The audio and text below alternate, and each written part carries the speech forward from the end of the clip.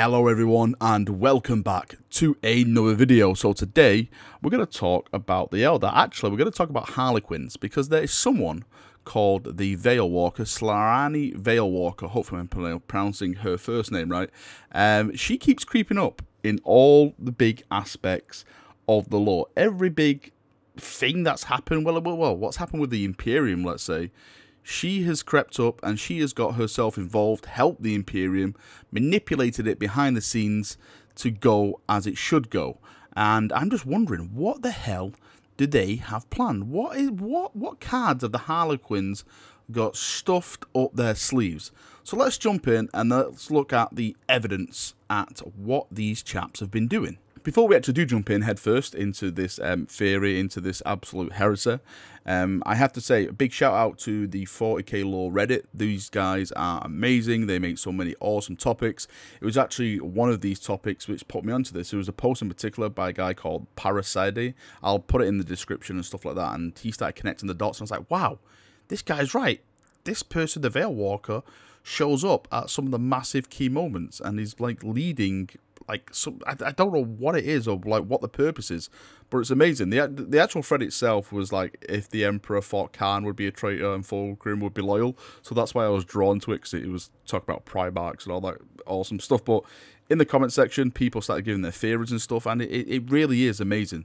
I really do think there's something big being planned, and it is the Veilwalker and the Harlequins, the Eldar, whatever you want to call them, that are really at the forefront of those plans, trying to twist fate into a certain direction. Okay, so the Veilwalker, as I'm going to call her throughout this video, has been popping up in certain aspects of the lore, certain main aspects of the lore, regarding Primarchs, regarding Belisarius Cawl, regarding other known characters such as Fabius Bile. Again, we're going to get into it all in a second. Some major events as well. Devastation of Baal is one of the big ones. So first things first, let's start with Fabius Bile, because if you've been reading the books, Clone Lord and stuff like that, you'll know that the Harlequins / the Veilwalker has been manipulating Fabius, trying to lead him on a certain path. Fabius, of course, being Fabius, is trying to do his own path along the way. I won't go into that much spoilers in this, but there is going to be a little bit of spoilers. One of the big spoilers I'm not going to talk about is actually Fulgrim's clone.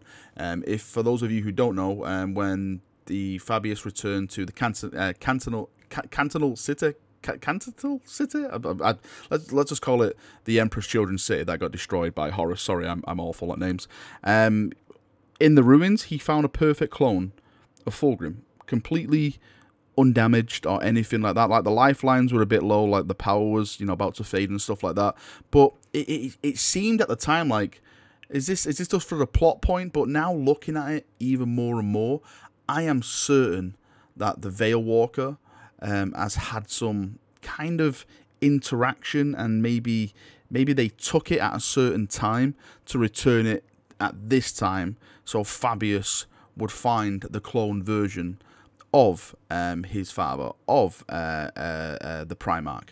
And of course, for those of you who know what happened at the end of it, you know, there was a bit of a trade with Trajan, and Fabius survived, and the clone of Fulgrim went into Trajan's possession. So I'm wondering if that was all set up for a certain purpose where he could trade Fulgrim to save his own behind, so his fate could actually go on being what he's going to do. Now, of course, we haven't got the last part of that trilogy. Well, I think it's going to be a trilogy anyway, so I don't know what the ultimate goal is going to be for him, but along the way, they definitely have been manipulating, using Fabius to their own means to some kind of end goal. We know that the Veilwalker was a massive player in the resurrection of Guilliman as well. Of course, without Guilliman, without the old Primaris, Belisarius Cawl and everything like that, Abaddon, I personally think, would have absolutely smashed everything in his path. The Imperium, as we know it now, would not stand. Chaos technically would have won, even though, you know, you can argue that Abaddon uses Chaos as much as Chaos uses him. I think that's a whole different subject for another time. So she was a massive player when it came to it. She actually guided Cawl, and she ultimately as well saved Guilliman from Magnus. For those of you who are not aware, Guilliman fought Magnus on Luna, on the moon, and what she did, she was a key player in entrapping Magnus in the webway to save Rebute. So again, she's not only resurrected Rebute and you know, basically saved the Imperium, she's also saved Guilliman from Magnus, who was about to spank him on Luna and basically, you know, take the war straight onto the doorstep of the throne world itself. So two big instances where she, as the Veilwalker, and of course her posse of Harlequins, have come out and diverted the course and saved the Imperium for a certain reason. Because we all know Xenos do not like the Imperium. The Eldar view mankind as a certain speck of dust, or let's say a piece of crap on its shoe. We are just inferior beings to them. We are monkey, as they call us, because, you know, we're basically dumb to them. They are the smart ones, and really, for them to go out their way and save, for example, a Primarch and save the Imperium, something has to be happening. Something.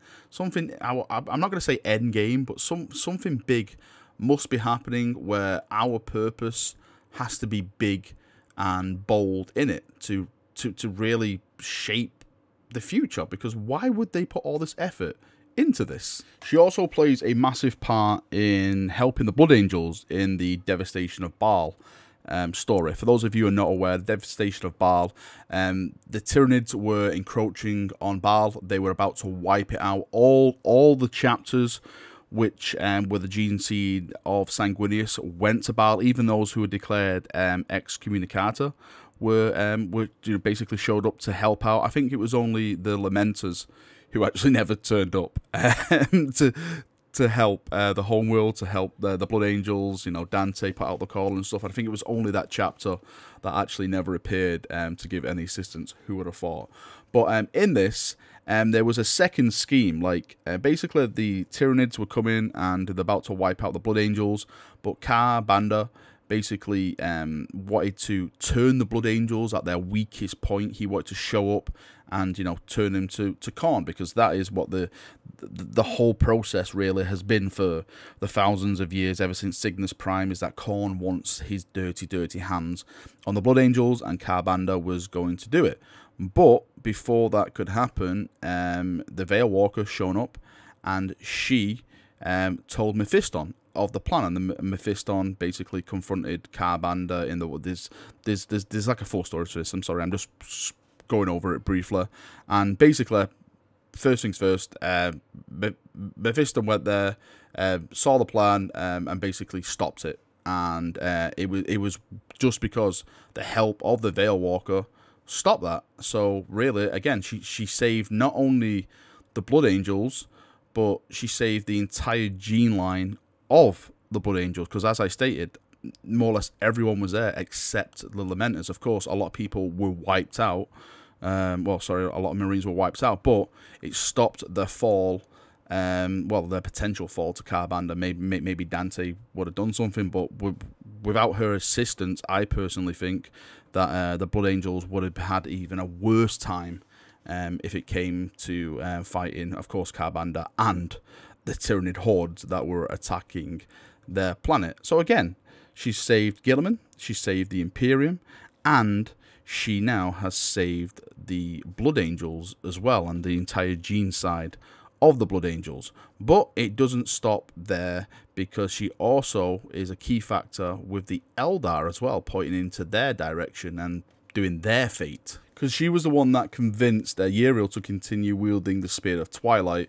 She's shown him the vision of what would be the opening of the Great Rift and stuff like that, where, you know, the Eldar gods are reborn. The theory is about all this is that something big is going to be coming, bigger than chaos. Now, what could be possibly bigger than chaos? What could possibly threaten the galaxy more than chaos itself? I know people would probably say Tyranids. I would put Tyranids above chaos, but what if there's something bigger coming? And what if this now is falling into the whole psychic awakening plot? And I'm going to refer to a conversation between Rebute Guilliman and Eldrad. Now, this is taking place where Eldrad and Rabuta Guilliman are basically talking about the future. It's more or less in regards to the armor, because Guilliman wants rid of his armor because he sees it as basically Xenos tech, and he doesn't want to be attached to the Xenos tech. So in this, I'm going to read it real quickly. So this is from Eldrad. He says, "You wish to be free of the influence of my kind. You see the armor as holding you hostage to our whims. Know this, the fates of humanity and the Eldari are bound together. Either both species will survive or neither will. Your Emperor understands this. There are greater enemies than the primordial annihilator. In these times to come, you will see the struggle is only beginning. The old war returns. Remember this conversation and reconsider carefully. On this day of realization comes, wherever you wish to stand alone." I've quickly gone over that. There's a lot more to that story and stuff, but some of the key factors in that statement for me is that there's a greater enemy than the Primordial Annihilator. As I just stated, that is what they refer to as Chaos, the Primordial Annihilator. So what can be a bigger threat than that? Of course, I don't see it as like anything like Necrons. Or I don't see anything in this galaxy at the moment. Or if it is in this galaxy at the moment, then it's in slumber somewhere. And again, I'm not saying Necrons or anything like that. I think it's going to be something more bigger, more fiercer. But then again, what can be more bigger and what can be more fiercer than, you know, Chaos itself, the untold legions of demons pouring from the eye, pouring from the Great Rift?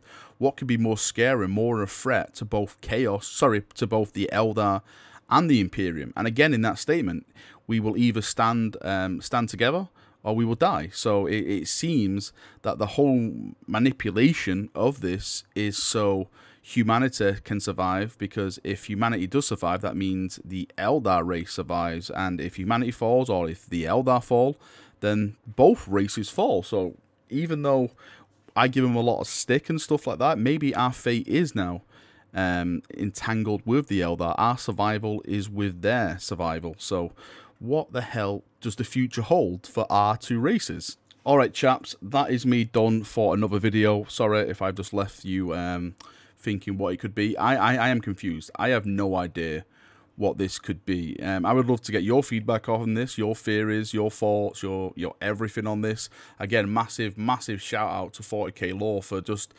making me think. I know that's a dangerous thought, but what a topic, what a read. You guys over there are absolutely just amazing. So thank you for this. I love going over there and reading all the stuff. Please, if you can, go over there and join the Reddit. It is just a fantastic Reddit. Right, thank you for watching this video. I hope you've enjoyed it. I shall see you all very, very soon. Don't forget to leave your thoughts and feedback in the comment section, and we can have a nice little discussion about it down there. See you now, and bye-bye.